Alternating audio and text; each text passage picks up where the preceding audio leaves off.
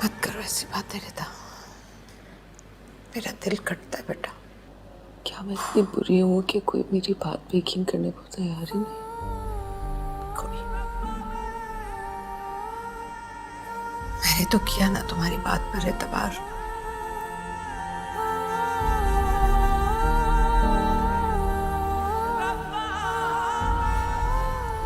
मामा, क्या आपके दिल में मेरे लिए कभी कोई बुरा ख्याल नहीं आया? नहीं,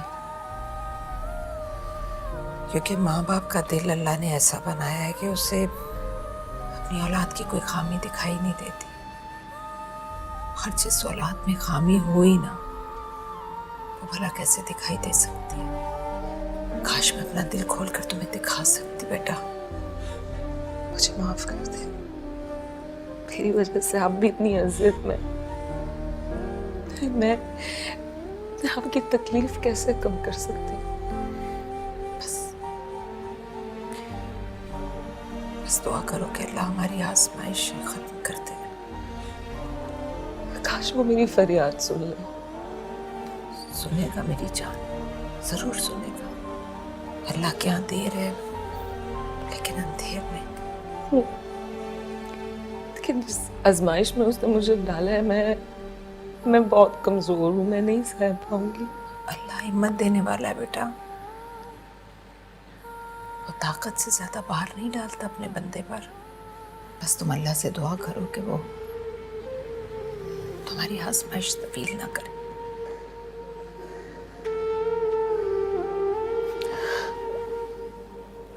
बस तुम अल्लाह से दुआ करो।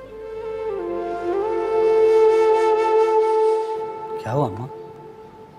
आपकी तबीयत ठीक है? हाँ ठीक हूँ मैं।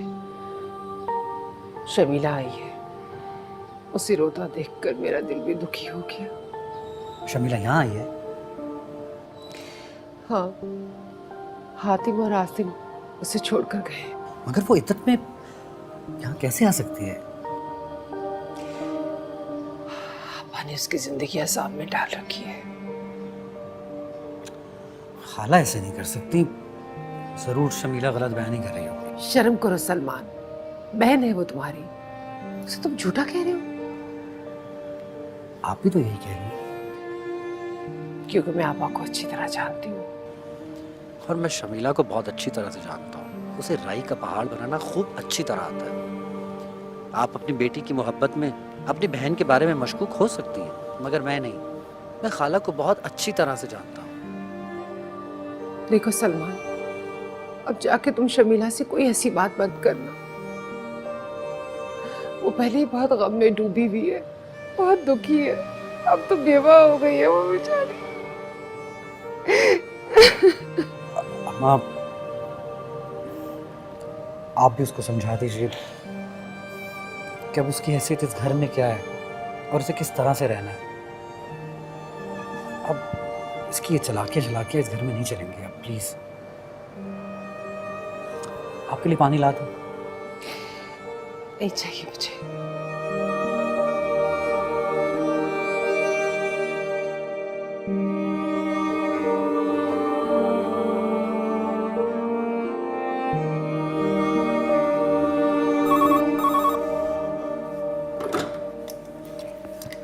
हेलो।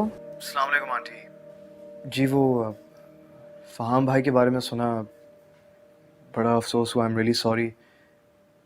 वो मैंने रिदा को भी कॉल करने की कोशिश की थी लेकिन वो अपना फ़ोन अटेंड नहीं कर रही।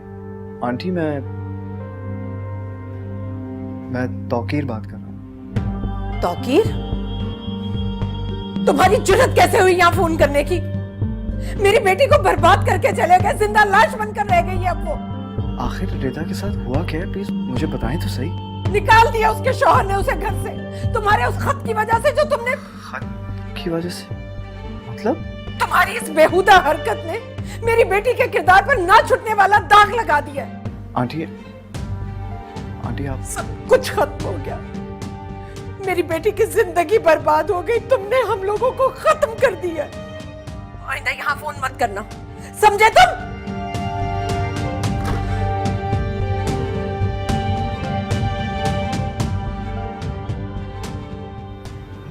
कुछ समझ में नहीं आ रहा।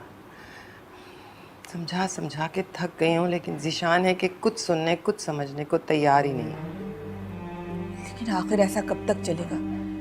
क्या रिदा यूं ही अपने घर बैठी रहेगी?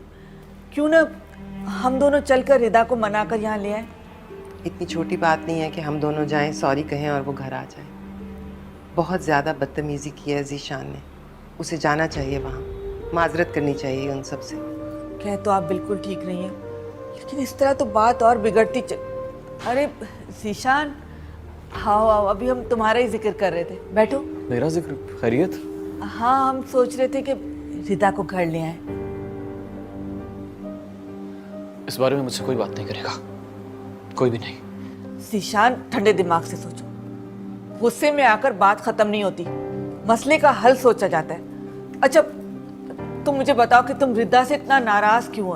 वजह क्या है? उसके हाथों धोखा खाया है मैंने। फिर वही बात, कहा है ना मैंने तुमसे, ऐसी कोई बात नहीं है। तुम पर असर नहीं हो रहा? प्लीज माँ जी, जाओ यहाँ से, जाओ, मुझे तुमसे बात ही नहीं करनी, जाओ मेरे सामने से। रहने दे आप, एक मिनट। अच्छा छोड़ो इन बातों को, मेरी बात सुनो। रिदा बदकिरदार नहीं है, न ही वो बुरी है। तुम्हें कोई गलत फहमी हुई है, अपने दिल से ये गलत फहमी निकाल फेंको। आपको क्या लगता है खुद को समझाया नहीं है मैंने? एक दफा नहीं 1000 दफा समझाया। क्या करूं, नहीं निकाल पा रहा हूं इस बात को अपने दिल से। मैं इंसान हूं, मैं, मेरे बारे में भी तो सोचिए आप लोग। गलत फहमी नहीं है, ये बदगुमानी है, और मैं जानती हूँ किसने डाली है इसके दिल में ये बदगुमानी। गलत फहमियां और बदगुमानियां वक्त के साथ खत्म हो जाती हैं। प्लीज खुदा का वास्ता है, मैं कह रहा हूं ना कि मुझसे नहीं जाया जाएगा। यार आप लोग मेरी जगह पे आके भी तो सोचिए। नहीं है मेरे बस में। अब ये क्या हो रहा है यहाँ पर? अगर इसी तरह चलता रहा तो बात तो बिगड़ती चली जाएगी। मुझे समझ नहीं आ रहा कि अब मैं क्या करूं, क्या करूं, कुछ समझ नहीं आ रहा क्या करूं।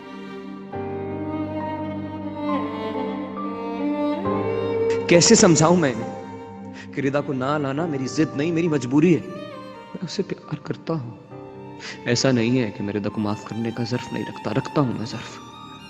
उसके बगैर रहना मेरे लिए भी बहुत मुश्किल है। मैंने जो कुछ उसके साथ किया वो दिल से नहीं किया, मगर खुद जलील होने का हौसला नहीं है मुझ में। जिद्दी नहीं हूं मैं